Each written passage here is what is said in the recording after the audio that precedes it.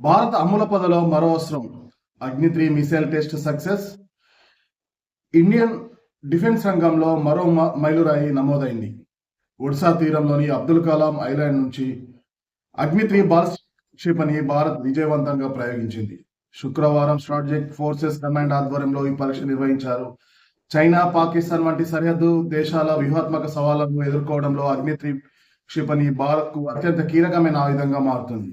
ఈ ఘనత సాధించిన శాస్త్రవేత్తలను, రక్షణ దళాలను ప్రభుత్వం అభినందించింది. అగ్ని-3 క్షిపణి 3000 నుంచి 3500 కిలోమీటర్ దూరంలో ఉన్న శత్రు లక్ష్యాలను అత్యంత ఖచ్చితంతో ధ్వంసం చేయగలదు.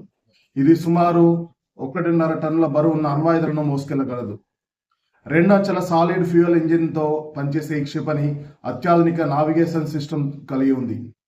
సైనిక దళాల శిక్షణలో భాగంగా నిర్వహించిన ఈ ప్రయోగం క్షిపణి పనితీరు, వ్యవస్థల సంసిద్ధతను మరోసారి ధృవీకరించింది.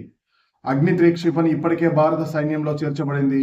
ఈ తాజా ప్రయోగం దేశం కనీస అణు నిరోధక శక్తిని మరింత బలోపేతం చేస్తుంది. క్షిపణి ప్రయోగ సమయంలో రాడర్లు, టెలిమెట్రీ స్టేషన్లు, ఎలక్ట్రో ఆప్టికల్ సిస్టమ్ ద్వారా దాని గమనాన్ని నిరంతరం పర్యవేక్షించారు.